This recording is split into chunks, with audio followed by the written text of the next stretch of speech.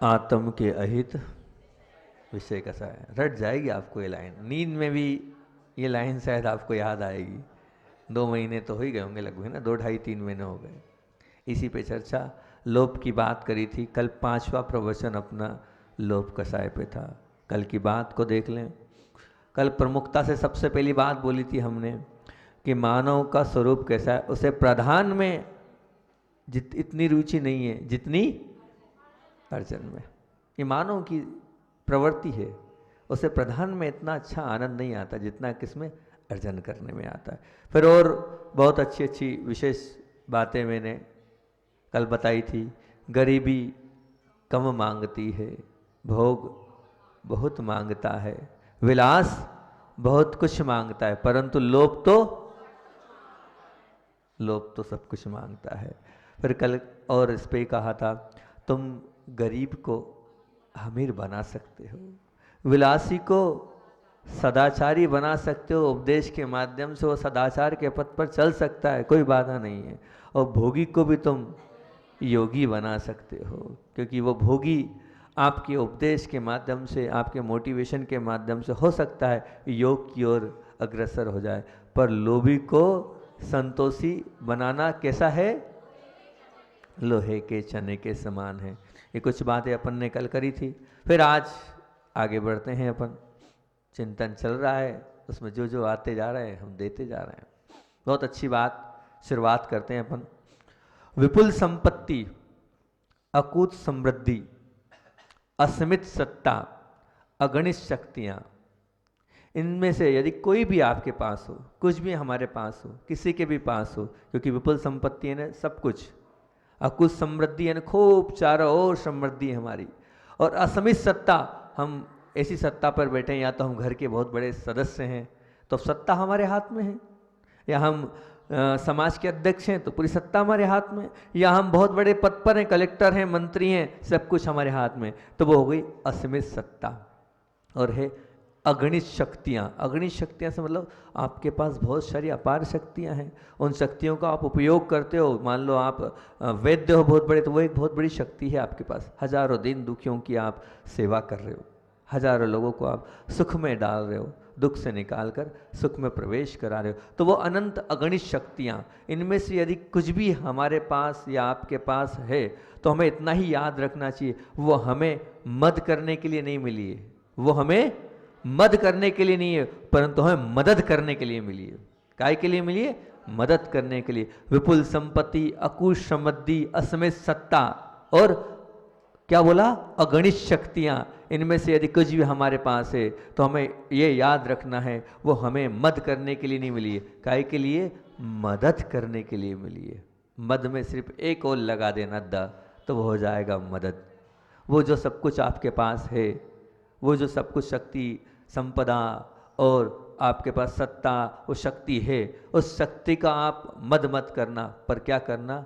मदद करना। ध्यान रखना, मद करने वाला नीचे जाता है और मदद करने वाला ऊपर जाता है।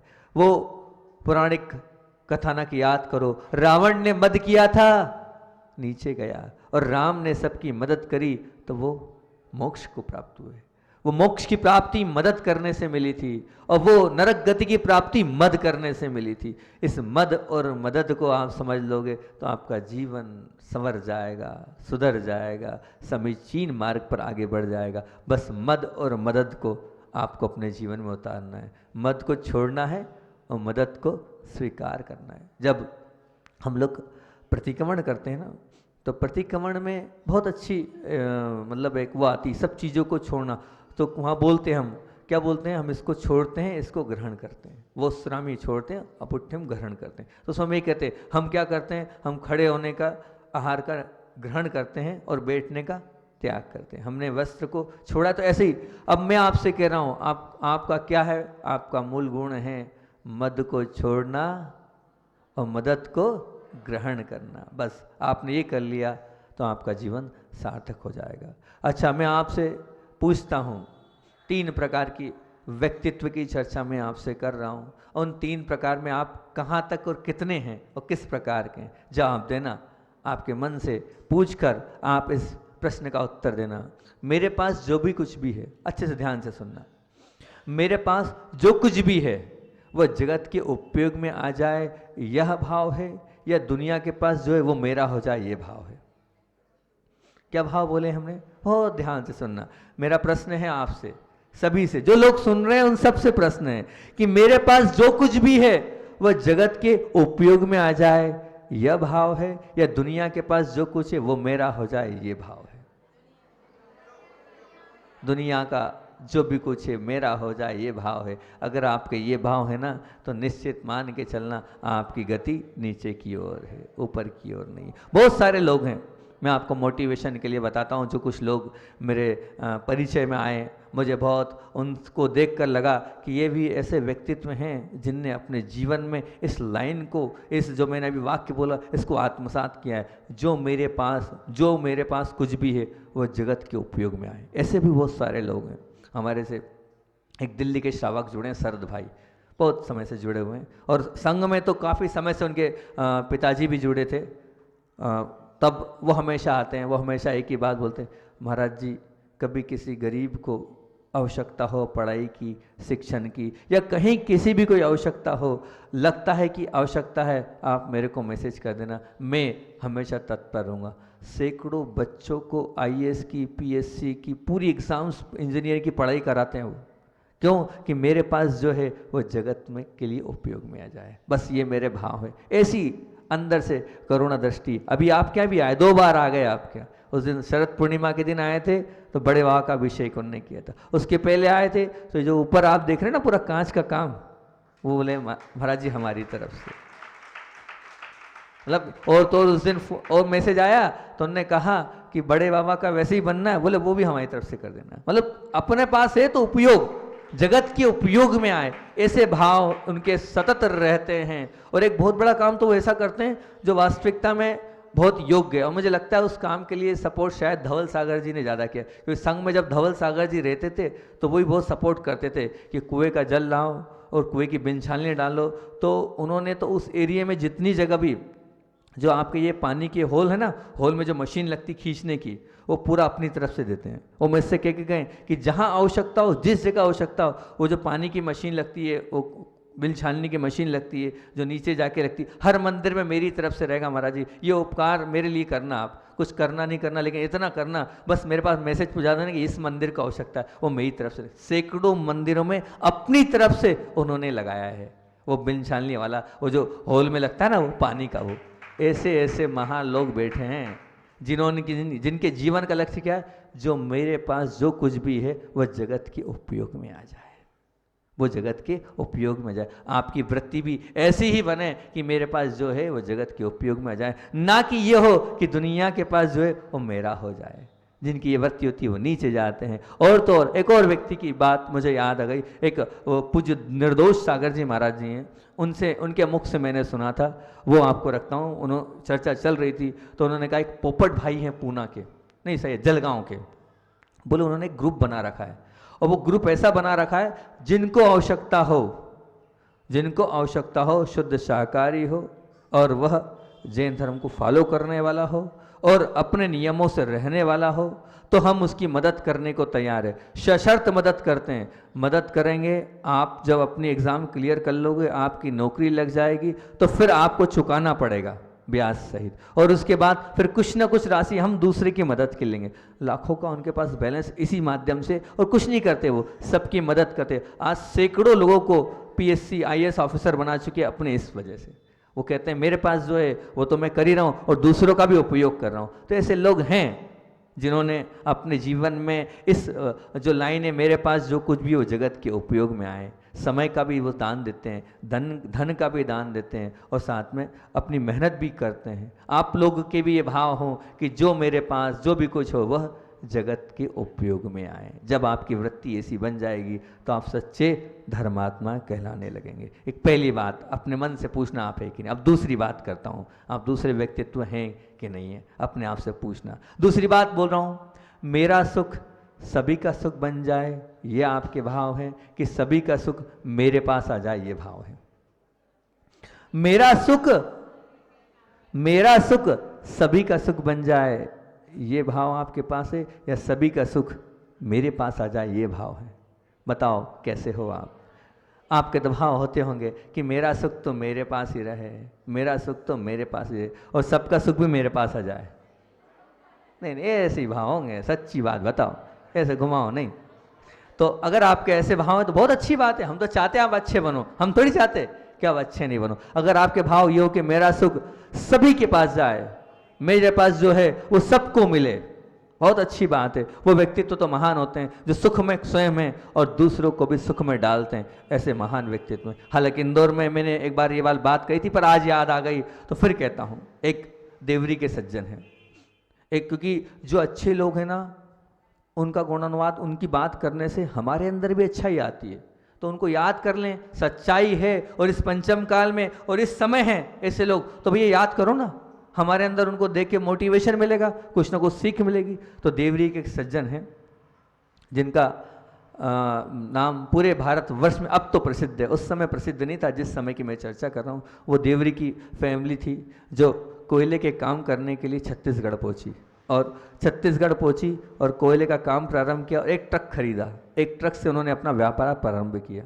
एक ट्रक से 2 ट्रक किए, 3 ट्रक किए, और फिर कोयले के उस साम्राज्य को बढ़ाया। अब उन्हें लगा कि ये काम मेरा बढ़ते जा रहा है। स्वयं पहले ड्राइवर थे, पहले कंडक्टर, कंडक्टर से ड्राइवर, ड्राइवर के बाद एक ट्रक मालिक बने, ट्रक मालिक के बाद 1 2 3 4 6, फिर उसके बाद वो कोयले की जो माइंस है उसके मालिक बने। अब उन्हें लगा मैं तो सुखी हो गया हूँ, लेकिन मेरा पूरा परिवार, मुझे सबको सुखी करना है, मुझे स्वयं को सुखी नहीं होना है। सबकी सोच लेके उन्होंने अपने भाइयों को, एक भाई को बुलाया, दूसरे भाई को बुलाया, तीसरे भाई को बुलाया, चौथे भाई को बुलाया, पांचवें भाई को बुलाया। 7 भाई थे। कितने भाई?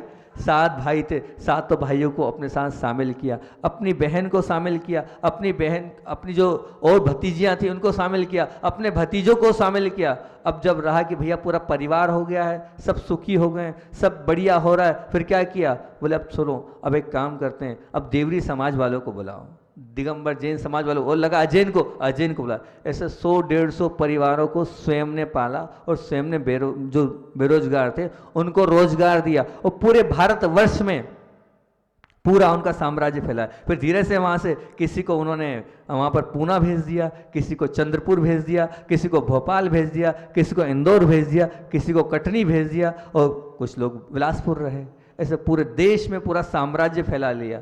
वो कोयला वाला परिवार है, सब लोग उनको अच्छे से जानते। आचार्य श्री के अनन्य भट्ट, अमरकंटक तीर्थ क्षेत्र के अध्यक्ष, जिन्होंने स्वयं तो सुखी हुए लेकिन सबको सुखी किया, सबके साथ समाज को सुखी किया, समाज के साथ गांव वालों को सुखी किया। ऐसे लोग होते हैं जो अपनी नहीं सोचते हैं, सबकी सोचते हैं। तो वो नाम तो आपको वैसे मालूम ही हो गया, प्रमोद जी कोयला वाले, जिन्होंने स्वयं के लिए कुछ नहीं, सबके लिए सब कुछ किया। और जो सबके लिए सब कुछ करता है वो महान होता है। वो लाइन जो अभी हाल मैंने बोली, सुख सभी को देता रहूं, सुख नहीं, सॉरी, मेरा सुख सभी का सुख बन जाए, यह उनकी भावना थी। क्या भावना थी? मेरा सुख सभी का सुख बन जाए, मात्र मेरे परिवार का नहीं। और आप लोग तो क्या हो, आपकी तो मानसिकता है कि भाई भाई को मदद करने के लिए आप तैयार नहीं है। परिवार की, दूसरों की तो छोड़ दो, अपने भाई के लिए आप मदद करने को तैयार नहीं हो। अब उसको सुख नहीं मिल जाए, ये आपकी मानसिकता है। और तो परिवार, आजू बाजू वाले, समाज वालों को आप सुखी देखना नहीं पसंद करते। कहाँ मानसिकता आपकी जा रही है, विचार तो करो। वो व्यक्तित्व देखो जिसने सबको सुखी कर दिया और महान बन गया, और आप ना अपने परिवार वालों को सुखी करना चाहते हो, ना अपने समाज वालों को सुखी करना चाहते हो, और न ही अपने गांव वालों को सुखी करना चाहते हो। कैसी मानसिकता आपकी हो गई है, कहाँ आप जा रहे हो? ऐसे आप व्यक्तित्व बनोगे तो बहुत अच्छा होगा। पता कर लेना, आप जो मैंने बोला सत्य बोल रहा हूँ मैं, गलत कुछ नहीं बोल रहा हूँ मैं। पता कर लेना आप, नाम आपको पता चल जाएगा। अमरकंटक के जो भी वर्तमान में अध्यक्ष हैं, और उनके एक भाई रामटेक में, सब जगह, एक इंदौर में अध्यक्ष हैं, एक उधर कटनी में जहाँ है, वो भोरीवन में अध्यक्ष, जहाँ जहाँ हैं वहाँ सब जगह के पूरे भाई लोग अध्यक्ष बने हुए हैं। क्योंकि अब जो लक्ष्मी आई है उसका सदुपयोग भी करते हैं, वो खूब दान देते हैं, भर पल्ले, जहाँ आवश्यकता है वहाँ दान देते हैं। अभी हम गए पंचकल्याणक में, मूल नायक भगवान इंदौर के उन्हीं के थे जिस पंचकल्याणक के लिए हम वहाँ गए थे। तो ऐसी अंदर से त्याग की भावना, दूसरों के मदद करने की भावना आपकी भी होना चाहिए। तो दूसरी बात की थी, क्या है कि मेरा सुख सभी का सुख बन जाए, या सभी के सुख मेरे पास आ जाए, ऐसी भावना मत रखना। मेरा सुख सबका सुख बन जाएगा तो आप महान बन जाओगे। तीसरी बात, तीसरी व्यक्तित्व की आपके सामने चर्चा करता हूँ। अगर वो आप हो तो बहुत अच्छी बात है, बहुत बढ़िया बात है। सुख सभी को देता रहूं, सुख सभी को देता रहूं और सभी के दुखों को दूर करता रहूं, ये भाव है आपके? या फिर सुख को छिपाता रहूं और दुख को उजागर करता रहूं? फिर से बोलूं एक बार, सुख सभी को देता रहूं और सभी के दुखों को दूर करता रहूं। सुख सभी को देता रहूं और सभी के सुख दुखों को दूर करता रहूं, एक भाव ये है। दूसरा भाव, या फिर सुख को छिपाता रहूं, मेरे पास जो सुख है ना उसको छिपा लूं मैं, कोई देख ना ले, और बस अपने जो दुख है उसको उजागर करता रहूं दुनिया के सामने कि मेरे अंदर क्या दुख है। भैया मैं तो परेशान ही हूँ, मेरी ना दुकान चलती है ना कुछ है, मेरी पत्नी खराब, मेरे बच्चे खराब, मेरा ये खराब, मेरा वो खराब। आप बस अपने दुख ही दुख उजागर करो, अपने सुख को मत बताओ। बस जितने कष्ट हैं उनको अपनी दुनिया के सामने प्रस्तुत करो। अरे सुख को भी तो उजागर करो। वो लोग महान होते हैं, कौन महान होते हैं? जो क्या कैसे होते हैं? सुख तो सभी को देता रहूं और साथ साथ में सभी के दुखों को भी दूर करता रहूं। इस लाइन को अगर इस पंचम काल में अक्षरशः अगर किसी व्यक्तित्व पे सिद्ध होती है तो वो कौन है आप खुद बता दो।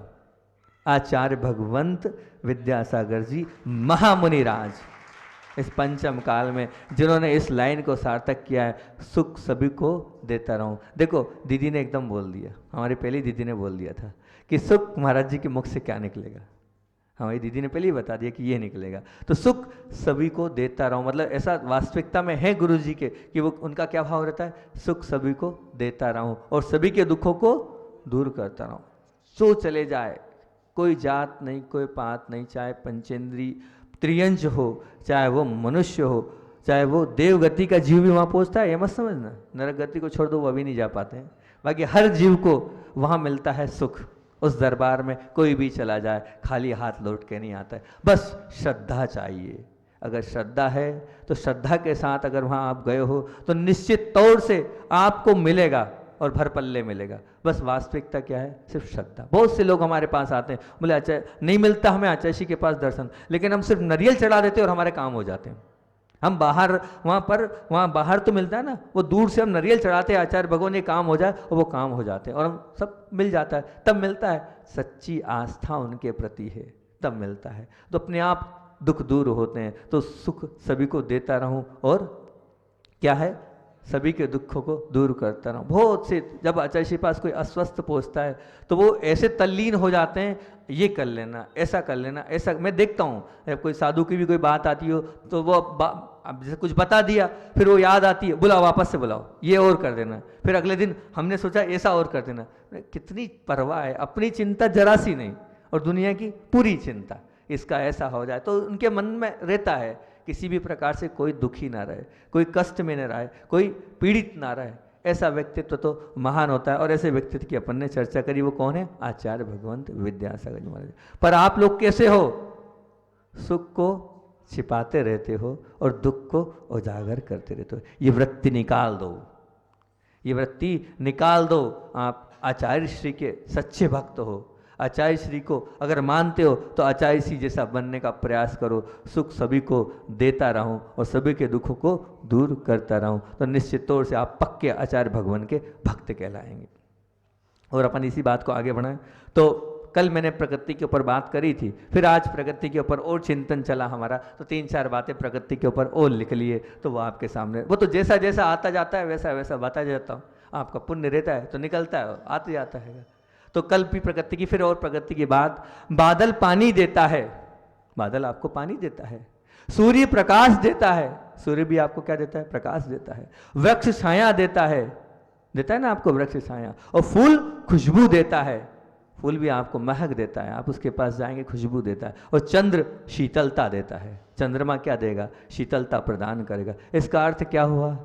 ये जो प्रकृति है इसका स्वभाव कैसा है? उदारतापूर्ण स्वभाव है, सिर्फ देती है, उदार भाव से लुटाती है। और आप उसका साम्राज्य कैसा कह सकते हैं हम, यदि कि प्रकृति की केवल उदारता का ही साम्राज्य है। काय का साम्राज्य उसके पास?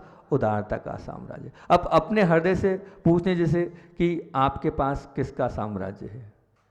मेरी बात तो, मैं तो प्रश्न उत्तर वाली शैली में प्रवचन करता हूँ ऐसे ही आता है। अब अपने आप से आप पूछो, अपने आप को तोलो कि आपके पास किसका साम्राज्य है, कठोरता का या कोमलता का?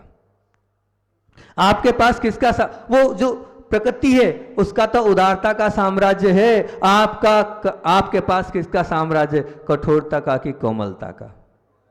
अगर कठोरता का है तो आप विचार करना कहाँ जाओगे, और आप अपना स्वयं का खुद एनालिसिस करें, आप कैसे हैं। आप बोल भी दोगे मेरे सामने और मैं पूछ भी लूंगा, लेकिन आप अपनी आत्मा से पूछो कि आपका साम्राज्य कैसा है, कठोरता का कि कोमलता का? अगर कोमलता का है तो बहुत अच्छी बात है कि आप वल्ले वल्ले आपका जीवन सुखमय रहेगा, कोई दिक्कत नहीं। और कठोरता का है तो आप ही जाने आपका क्या होगा। दूसरा अपने जीवन का निरीक्षण करने जैसी बात है, किसका बोलबाला है आपके पास, कृपणता का या उदारता का? कृपणता का या आप कंजूस हैं?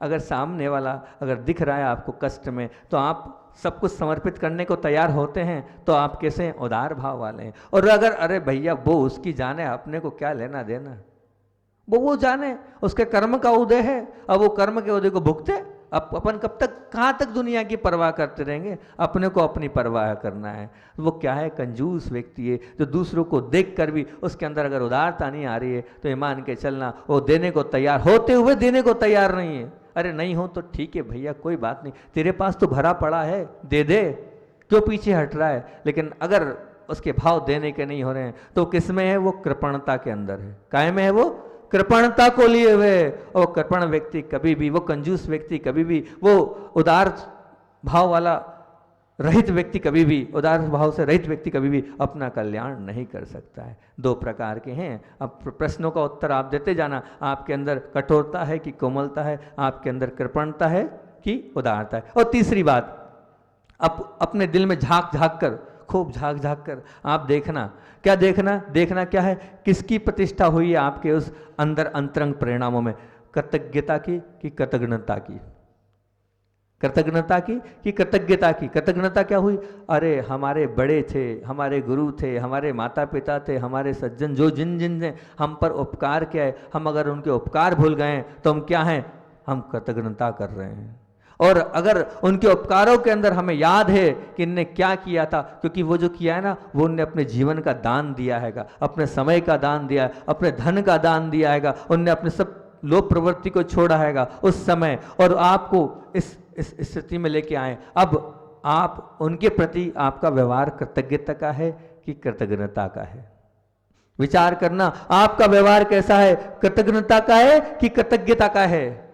अगर कृतज्ञता आपके रोम रोम में बसी तो बहुत अच्छी बात है। आचार्य भगवान आज भी, अभी भी जब बोलेंगे तब एक ही बोलेंगे, जो कुछ है वो आचार्य ज्ञान सागर जी महाराज का। ये उनकी कृतज्ञता का गुण है कि वो आज भी हमेशा पूज्य गुरुदेव का बोलते हैं, जो होता है सब उनका होता है, उनकी कृपा है, वही सब कुछ करने वाले, वही मुझे बताते हैं। ये कृतज्ञता का गुण है। आपके अंदर गुण है, भैया मैं जो भी कुछ हूँ मेरे माता पिता के बल पे हूँ, मेरे पिताजी मुझे नहीं पढ़ाते, मेरे पिताजी मुझे नहीं आगे बढ़ाते, कभी आपने कहा है? ऐसी कृतज्ञता व्यक्त करिए, जो मैं हूँ मेरी माँ के बल पर हूँ, जो मैं हूँ मेरे गुरु के बल पर हूँ। ये कृतज्ञता का गुण होगा आपके अंदर जब आप ये प्रस्तुत करोगे सबके सामने कि मैं जो कुछ हूँ उनके लिए हूँ और उन्हीं के लिए समर्पित हूँ और उन्हीं का सब कुछ है, उन्हीं के आशीर्वाद से फला फूला हूँ, अन्यथा मैं तो आज कहाँ होता। ये कृतज्ञता का गुण आपके अंदर होना चाहिए। अगर ऐसा कृतज्ञता का गुण आपके अंदर होगा तो ये मान के चलना आप भी महान बन सकते हैं, पूज्य गुरुदेव जैसे महान आप बन सकते हैं। आप हो, यही भावना। फिर इसका सारभूत आपके सामने रख देता हूँ कि सार क्या है। इतना ही कहूँगा, कठोरता, कृपणता, कृतज्ञता, तीन चीजें मैंने बोली थी आपसे, कठोरता, कृपणता और कृतज्ञता। ये मृत्यु के पर्यायवाची हैं। काय के? मृत्यु के पर्यायवाची हैं। शब्द हैं तीनों के तीनों, कठोरता, कृपणता और कृतज्ञता। क्योंकि इनका शिकार हुआ बिना जीव लोगों की नजरों में तो क्या है, एक मर चुका व्यक्ति के समान है, जिसके जीवन में ये तीन चीजें, कृपणता, कठोरता और कृतज्ञता, अगर ये हैं तो ये मान के चलना वो मृत्यु के पर्यायवाची हैं। अर्थात क्या है, आप जीते जी एक शव के भांति हो, जीते जी आप एक शव के भांति हो अगर आपके अंदर ये तीनों चीज सवार हैं। कठोरता, कृपणता, कठोरता हृदय की कठोरता, कृपणता कंजूस के भाव और कृतज्ञता बड़ों ने जो किया है उनको नहीं मानना। अगर ये तीनों चीज आपके जीवन में है तो आप जीते जी क्या हो, वो जो लाश होती है ना, शव के भांति हो, आप मरे हुए जीव के समान हो। आप कैसे हो, आप विचार करना। समय तो अपना हो रहा है, लेकिन एक बहुत अच्छी कहानी इस विषय को लेकर हमने सोची थी। बहुत अच्छी कहानी है, लेकिन मेरे ख्याल से समय हो चुका है, 2-3 मिनट बचे हैं। और लेकिन हाँ, बता देता हूँ, मैं कल उस कहानी को सुना दूंगा मैं, क्योंकि इस कहानी छोटी नहीं है, 10 मिनट कम से कम वो कहानी लेगी। 5-7-10 मिनट की वो छोटी सी कहानी है, और उसको मैं कल सुना दूंगा। उसको बहुत अच्छी इसी विषय को छूती हुई कहानी है। किस विषय को छूती हुई कहानी है, उसकी भूमिका में यही है। क्या भूमिका है वो ऐसे धर्मात्मा व्यक्तित्व की कहानी है जो मद नहीं, मदद करने वाला है। एक पौराणिक व्यक्तित्व है, राजा हुए हैं वो, जिन्होंने मद नहीं किया है, क्या किया है, मदद करी है। मदद करने वाला नीचे जाता है और मदद करने वाला ऊपर जाता है। एक आचार्य भगवान की बात को लेके समाप्त करते हैं। क्या आचार्य श्री जी की अपन कारिकाएँ रोज ले रहे हैं, उस कारिका को ले लें, क्योंकि वो दीदी उधर से देख रही है।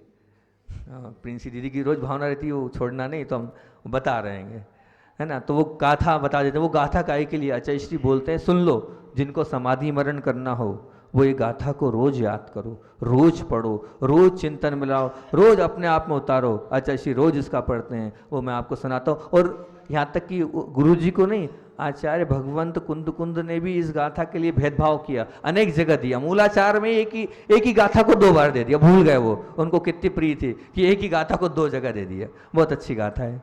जागदी अर्हंतानम निदिष्ठानम च जागदी, जागदी विद मोहानम सामे भौद्वसदा।